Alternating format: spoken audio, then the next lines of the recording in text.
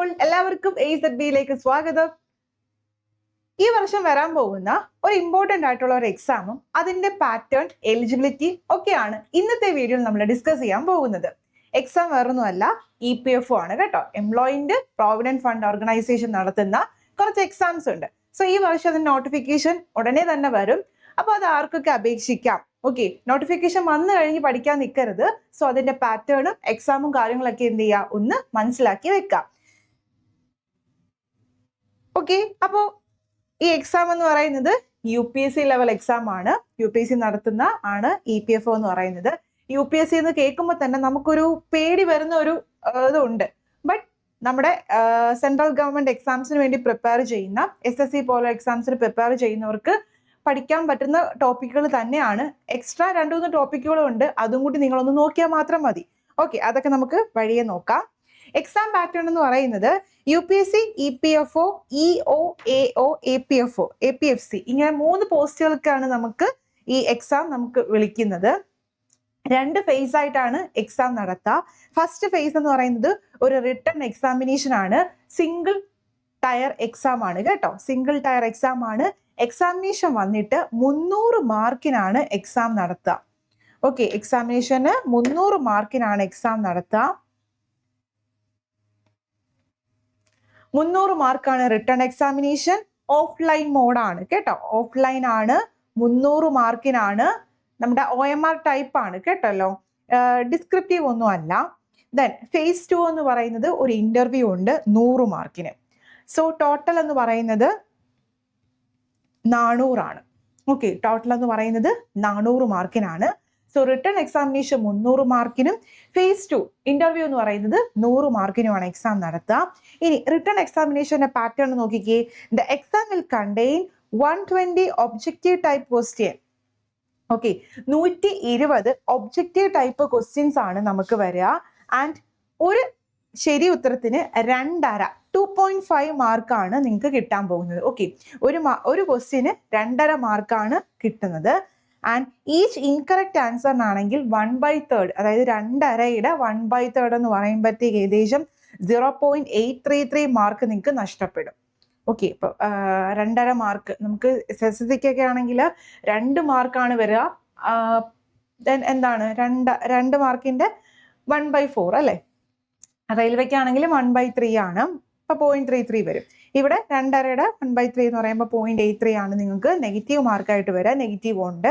And ഈ test എന്ന് പറയുന്നത് 2 മണിക്കൂർ ഇംഗ്ലീഷും ഹിന്ദിയിലും അവൈലബിൾ ആണ്. എല്ലാ ക്വസ്റ്റ്യൻസിനും ഈക്വൽ വെയിറ്റേജ് ആണ്.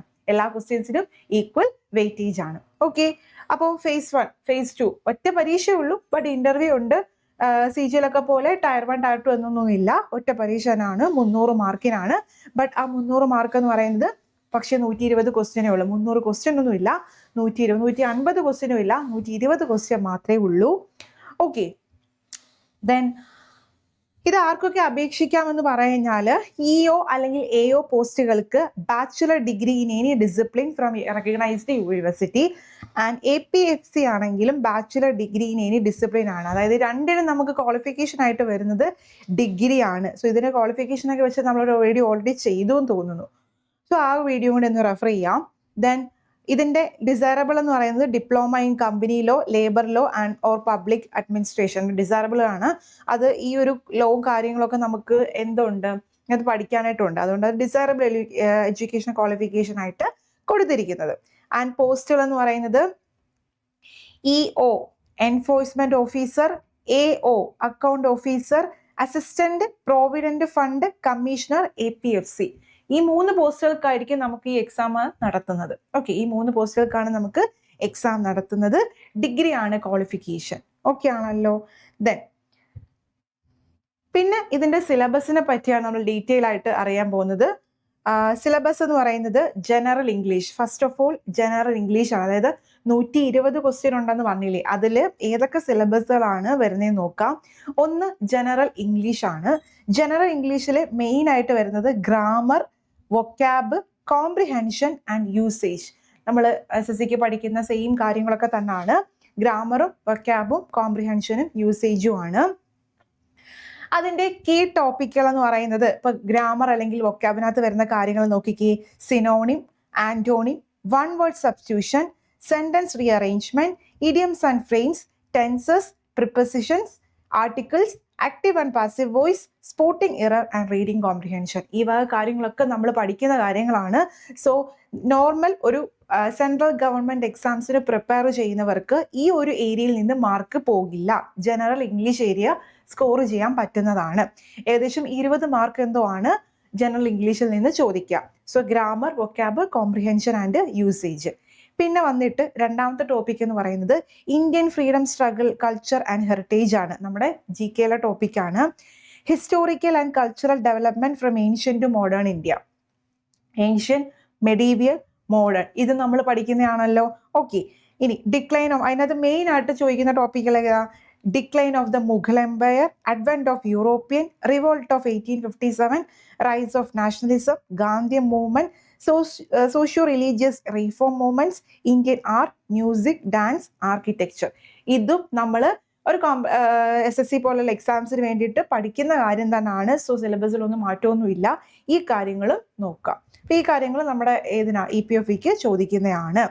ദെൻ മൂന്നാമത് current affairs and development issues ആണ്. നമ്മുടെ കറണ്ട് അഫയേഴ്സ് ആണ്. അതിലെ നാഷണൽ ആൻഡ് ഇന്റർനാഷണൽ ഡെവലപ്മെന്റുകളാണ്. CA ആണ് ചോദിക്കുന്നത്.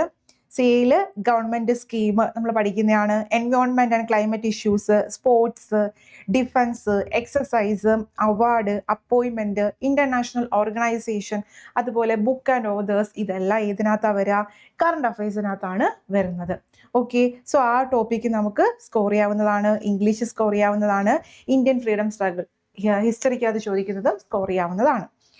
ദെൻ അടുത്തതെന്ന് പറയുന്നത് ഇന്ത്യൻ പൊളിറ്റി ആൻഡ് ഗവേണൻസ് ആണ്. Indian polity and governance. Polity നമ്മൾ പഠിക്കുന്നതാണല്ലോ. Constitution and administrative structure of India. Key topical എന്താണ്? Preamble, fundamental right, duties, DPSP, union and state executive, parliament, judiciary, local governance, constitutional bodies. ഈ കാര്യങ്ങളാണ് നമ്മൾ പൊളിറ്റിയിൽ discuss ചെയ്യുന്നത്. So ഹിസ്റ്ററിയായി, പൊളിറ്റിയായി, കറണ്ട് അഫയേഴ്സ് ഉണ്ട്, ഇംഗ്ലീഷ് ഉണ്ട്. ഇത്രയും കാര്യമൊക്കെ ആണല്ലോ. ദെൻ അടുത്തെന്ന് പറയുന്നത് ഇന്ത്യൻ എക്കണോമി. എക്കണോമിക്സും നമ്മൾ ഓൾറെഡി പഠിക്കുന്ന കാര്യമാണ്. Economics, economic policies and principles. അതിനകത്ത് നമ്മൾ മെയിൻ ആയിട്ട് ഫോക്കസ് ചെയ്യുന്ന ടോപ്പിക്കുകൾ ഏതൊക്കെയാണ്? Demand and supply, inflation, national income, fiscal policies, monetary policies, employment and poverty alleviation, economic reforms and international economic institution. അപ്പോൾ ഈ ടോപ്പിക്കുകളാണ് നമ്മൾ മെയിനായിട്ട് എന്ത് ചെയ്യുക, ഫോക്കസ് ചെയ്യേണ്ടത് എക്കണോമിക്സിനകത്ത്. അതിൽ demand and supply, inflation, national income, fiscal policy, monetary policies, ഇതൊക്കെ നമ്മൾ ഓൾറെഡി പഠിക്കുന്ന കാര്യങ്ങൾ തന്നെയാണ്. ദെൻ അടുത്തതാണ് നമുക്ക് പഠിച്ചിട്ടില്ലാത്തൊരു ടോപ്പിക് എന്ന് പറയുന്നത് general accounting and auditing principles. ഈ ഒരു പോർഷൻ നമുക്ക് എക്സ്ട്രാ വരുന്നതാണ്. അതിനകത്ത് basic concept of accounting and auditing ആണ് നമുക്ക് ചോദിക്കാം. കീ ടോപ്പിക്കുകൾ accounting standard, recording transaction, final account, ratio analysis, auditing principles, internal control, risk assessment and company audit.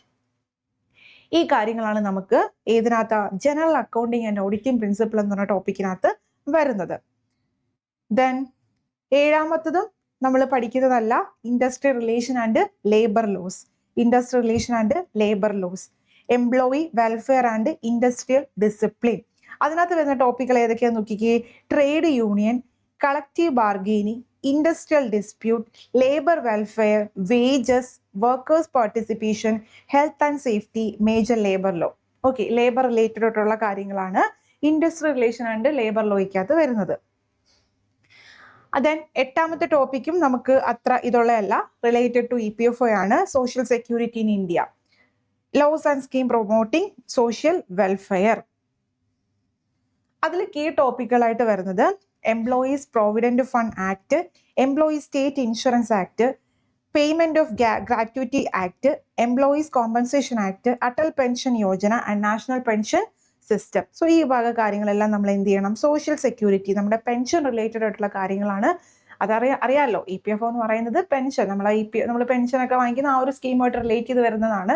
So അതിൻ്റെ ടോപ്പിക്കുകളാണ് ഇതിനകത്ത് വരുന്നത്, സോഷ്യൽ സെക്യൂരിറ്റിക്കായിട്ട് വരുന്നത്. ദെൻ ഒൻപതാമത്തെ ടോപ്പിക് എന്ന് പറയുന്നത് QA ആൻഡ് മെന്റൽ എബിലിറ്റി ആണ്, നമ്മുടെ കണക്ക്. ഓക്കെ, കണക്കും റീസണിങ്ങും കൂടെ ചേർത്തതാണ്. Numerical reasoning and logical skills ആണ്.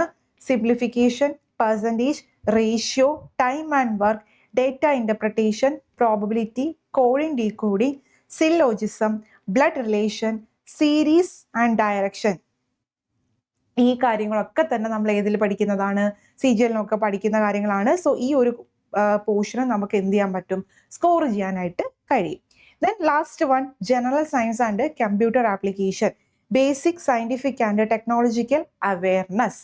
അതിൽ വരുന്ന ടോപ്പിക്കുകൾ, സയൻസിൽ വരുന്ന ടോപ്പിക്കുകൾ ഏതൊക്കെയാണ്? Physics, chemistry, biology and space technology, computer ഫണ്ടമെന്റ്സ്, hardware and software, MS office, internet, networking and data processing.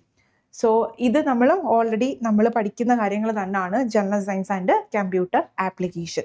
So നിങ്ങളൊന്ന് ജസ്റ്റ് ഒന്ന് അനലൈസ് ചെയ്തേ. ഇത്രയും കാര്യങ്ങളാണ് നമുക്ക് എന്ത് ചെയ്യാനുള്ളത്?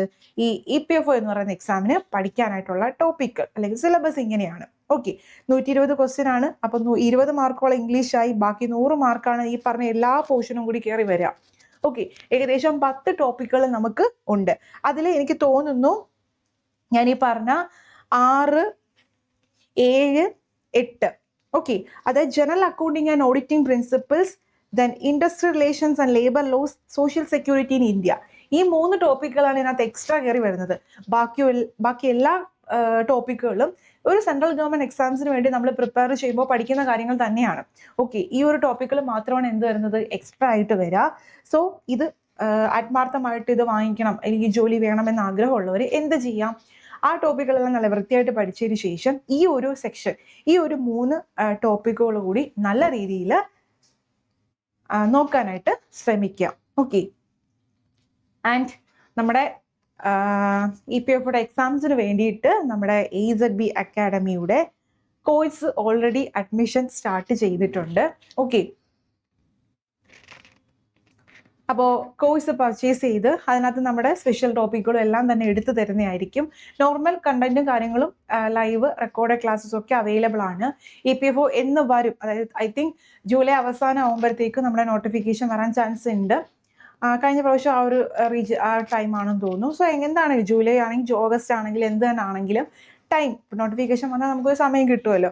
ആ ഒരു സമയത്തിനുള്ളിൽ ഈ സ്പെഷ്യൽ ടോപ്പിക്കുകൾ ഓൾറെഡി ഈ കോമ്പറ്റേറ്റീവ് എക്സാംസിന് വേണ്ടി പ്രിപ്പയർ ചെയ്യുന്നവരാണെങ്കിൽ ഓൾറെഡി ആ ടോപ്പിക്കുകളെല്ലാം അറിയാം. നമുക്കിനി വേണ്ടത് എക്സ്ട്രാ ടോപ്പിക്കുകളാണ്. സോ എക്സ്ട്രാ ടോപ്പിക്കുകൾ എന്ത് ചെയ്യുക നോക്കാനായിട്ട് കോഴ്സ് പർച്ചേസ് ചെയ്ത് എന്ത് ചെയ്യുക, ക്ലാസ്സസ് സ്റ്റാർട്ട് ചെയ്യുക, അല്ലെങ്കിൽ പ്രിപ്പറേഷൻ ഇപ്പോൾ തന്നെ സ്റ്റാർട്ട് ചെയ്യാം.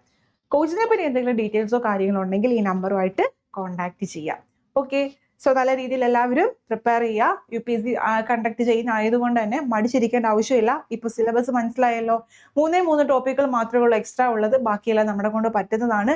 പ്ലസ് ഒരു ഇന്റർവ്യൂ ഉണ്ട്, അതിന് 100 മാർക്കുണ്ട്. ഓക്കെ, പിന്നെ ഇതിന്റെ മിനിമം ക്വാളിഫൈ മാർക്ക് എന്നൊക്കെ പറയുന്നത് 45-50 റേഞ്ചാണ് minimum qualify mark. Cut off കൂടുതലായിരിക്കും. ഓക്കെ, സെറ്റ് ആണല്ലോ. ഓക്കെ, സോ നെക്സ്റ്റ് ഒരു വീഡിയോയിൽ കാണാം. താങ്ക്